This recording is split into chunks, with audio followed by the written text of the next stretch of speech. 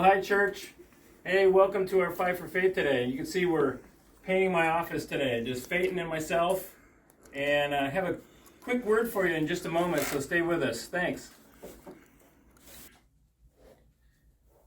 How many of you enjoy painting? You like the whole process and you're good at it. I found myself being okay with painting. I enjoy it because it's really a simple thing. It's pretty cheap. And it makes a big difference. And you can make mistakes too. And even if you're not the best at it, for the bang for your buck, so to speak, is a pretty good thing.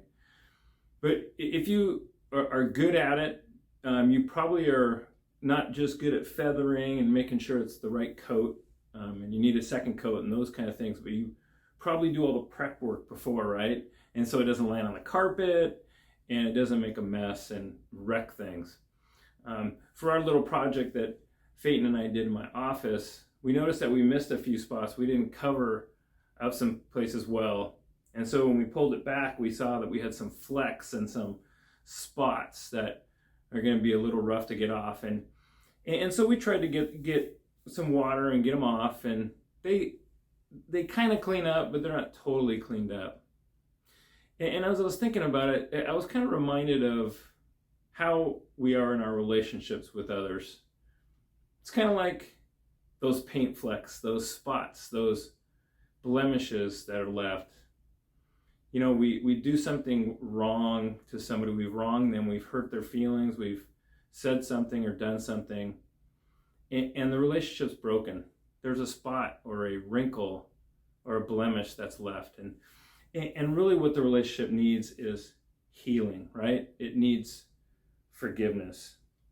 You know, when the Israelites would bring their sacrifices to the priest in the old days, they were asked to bring an animal that did not have a spot or a blemish, a mark. Why would they do that? I think there's a couple things working out here. The first one is that is the best way that you can offer to God a clean sacrifice, if you will, something that's close to perfect to give to God, and that blood from that unspotted animal would satisfy God at that point. Interesting. The second thing is it kind of represents what Christ is going to do in the future. He is going to be this spotless lamb. In Peter, we read that the precious blood of Christ as the lamb without blemish or spot. In our relationships all around us, we need to do our best to clean up our spots that we've made, the blemishes, the marks. Maybe we have been wronged, and we need to go ask others about that too, and seek reconciliation. The church was actually made holy without stain or wrinkle in Ephesians. It describes this, Ephesians 5, or even any blemish, but made holy and blameless. Folks, if you're a believer today, you are blameless because of Christ. He's taken away these spots, these wrinkles, the sin that we've had. He's taken it all away. What a beautiful thought we can rest on today. Years ago, and maybe you remember when tracts were, gospel tracts were more prevalent.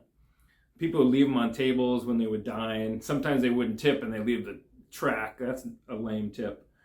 But people still use them, but they seemed to be more prevalent 20 years ago, 30 years ago. But one in particular I still remember, and it was a wordless gospel tract, and it was about a boy, and it kind of showed him through life and all the things that were going on in his life, the wrongs that had been done to him, the mistakes he made. He would get a blemish or a scar or a spot.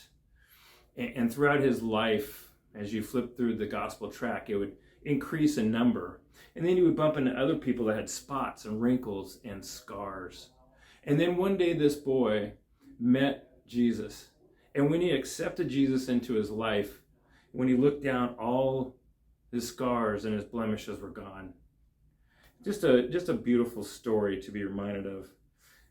Christian, live in this idea Again, that promise that you are clean from your past, forgiven now and in the future. Those things are gone. And it's all because of Christ. As far as the east is from the west, so far as he removed our transgressions from us. Man, just experience that today, Christian. It's a beautiful truth. And do some more painting. It's a good thing. Talk to you soon.